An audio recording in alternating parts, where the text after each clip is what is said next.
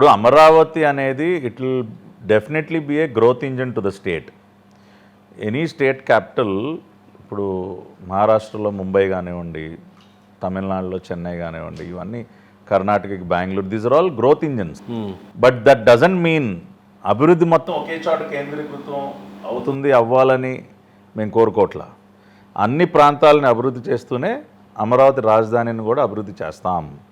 ఖచ్చితంగా master plan ప్రకారం గతంలో ఏదైతే మేము ఒక మాస్టర్ ప్లాన్ తయారు చేశామో ఎక్కడా కూడా చిన్న డీవియేషన్ కూడా లేకుండా మేము దానిని అమలుపరుస్తాం. అంతర్జాతీయ సంస్థలను తీసుకురావటం కానివ్వండి, ఇన్స్టిట్యూషన్స్, వరల్డ్ రినౌండ్ ఇన్స్టిట్యూషన్స్ తీసుకురావటంలో కానివ్వండి, గతంలో మేము ఏమైతే ప్రణాళికలు సిద్ధం చేశామో దానికి అనుగుణంగానే అమరావతి రాజధాని నిర్మాణం జరుగుతుంది. రైతులతో మేము చేసుకున్నటువంటి ఒప్పందంలో ఏ అంశాలు అయితే ఉన్నాయో ప్రతి ఒక్క అంశాన్ని కూడా తూచా తప్పకుండా వాటిని అమలుపరుస్తాం.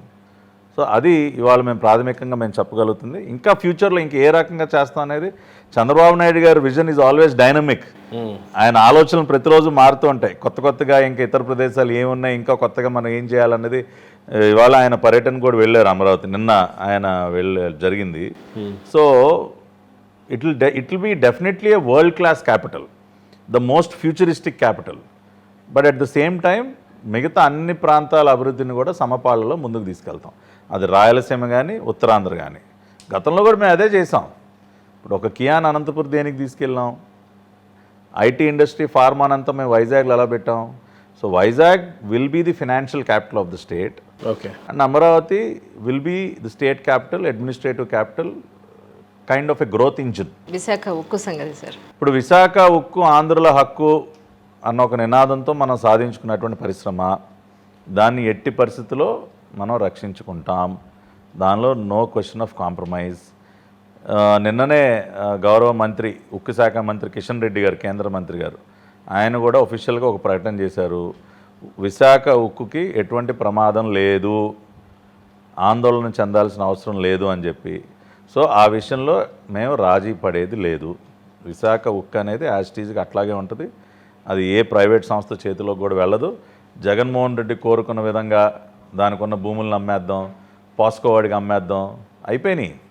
ఆ ప్రణాళికలన్నిటికీ కూడా మంగళం పాడేయచ్చు. ఇంకా విశాఖ ఉక్కు will remain as it is. Andhra రాష్ట్రంలో ముఖ్యమంత్రి అయిన తర్వాత పర్యటన మొదలుపెట్టినప్పుడు ఎక్కడైతే కరకట్ట దగ్గర ప్రజావేదికను కూల్చేశారో అక్కడి నుంచే ముఖ్యమంత్రి తన ప్రయాణాన్ని మొదలు పెట్టడం దేనికి సంకేతం? అంటే ఇప్పుడు ఎక్కడైతే ఆగిందో అక్కడి నుంచే ప్రారంభించాలి కదా.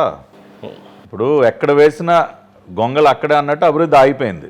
ఆయన ఒక విధ్వంసంతో ఆయన ప్రయాణాన్ని మొదలు పెడితే మళ్ళీ చంద్రబాబు నాయుడు గారు పునర్నిర్మాణంతో అమరావతి మీరు చూశారు, మొత్తం వాళ్ళు దాన్ని ఒక శ్మశానంగా మార్చాలనుకున్నారు. కానీ ముఖ్యమంత్రిగా ఆయన ప్రమాణ స్వీకారం చేయకముందే అక్కడ ఆ ప్రదేశాన్ని అంతా కూడా శుభ్రపరచడం మొదలైపోయింది. మళ్ళీ మొత్తం ఒక కళ వచ్చేసింది. తుప్పలు, పిచ్చి చెట్లు అన్నీ నరికేసి మొత్తం రోడ్స్ అన్నీ కూడా మళ్ళీ నీట్గా చేసేసి మంచి లైట్లు కూడా వేసేవాళ్ళు కదా అసలు. ఇప్పుడు మళ్ళీ రాత్రిపూట మంచి కాంతులతో విరాజులుతోంది అమరావతి. అట్టావి గారు తెగ సంబరపడి ఉంటారుగా. నేను ఒక్కటే కాదండి, రాష్ట్రం మొత్తం సంబరపడతా ఉంది. కాబట్టి మళ్ళీ మీరు అన్నట్టు ఎక్కడైతే ఆగిపోయింది అభివృద్ధి మళ్ళీ అక్కడి నుంచే ప్రారంభించాం. ఒక అమరావతి కానీ, పోలవరం కానీ, మిగతా అనేక జిల్లాల్లో ఉన్నటువంటి అనేక ప్రాజెక్టులు కానివ్వండి, ఇరిగేషన్ ప్రాజెక్ట్స్ ప్రతి జిల్లాలో కూడా చాలా వరకు అక్కడ స్తంభించిపోయి ఉన్నాయి.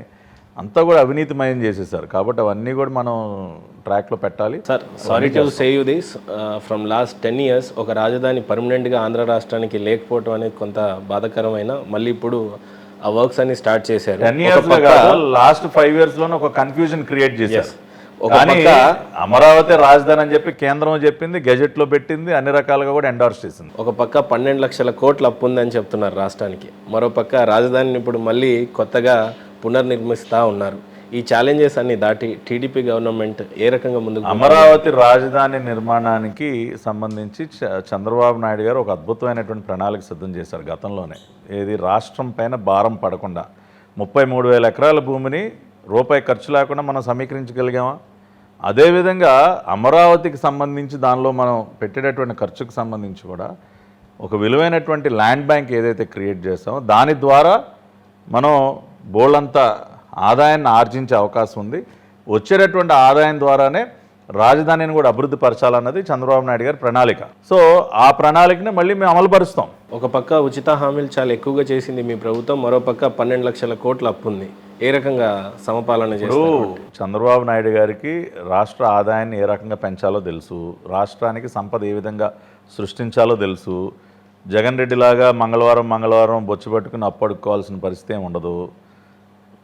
డిసిప్లిన్డ్గా ఇప్పుడు 2014-19 మధ్య విచ్చలవిడిగా అప్పులు చేయలేదు, ప్రజలపైన భారాలు మోపలేదు. ఇప్పుడు కూడా ఆ రెండు చేయకుండానే మేము సంక్షేమ పథకాలని మేము అమలు చేస్తాం. ఒకటి, రాష్ట్రాన్ని ఆదాయాన్ని పెంచుతాం, తద్వారా వచ్చేటటువంటి ఆ సంపద ఏదైతే ఉందో దాన్ని పేదవాడికి ఈ పథకాల ద్వారా పేదవాడి దగ్గరికి చేర్చేటటువంటి కార్యక్రమాన్ని తీసుకెళ్తాం. రెండోది, కేంద్రం వైపు నుంచి కూడా బోల్డని నిధులు మనకు అందుబాటులో ఉన్నాయండి. గతంలో ఆ డబ్బులు కూడా మింగేశాడు కదా. There are number of schemes. మనం ఆ స్కీమ్స్ని కనుక మనం యూటిలైజ్ చేసుకుంటే చాలా పథకాలు మనం బ్రహ్మాండంగా అమలు చేయొచ్చు. కానీ ప్రతిదాన్ని కూడా ప్రతి స్కీమ్ వెనక స్కామే కదా జగన్ రెడ్డి హయాంలో. కానీ ఆ పరిస్థితి ఇప్పుడు ఉండదు. కాబట్టి ఒకటి, increasing your own revenue, creating wealth, and at the same time utilizing the funds that are available in various central government schemes. So ఇవన్నీ కూడా మేము క్రోడీకరించుకుని వీటన్నిటి ద్వారా తప్పనిసరిగా మేనిఫెస్టోలో ఉన్నటువంటి ప్రతి ఒక్క అంశాన్ని అమలు పరుస్తాం.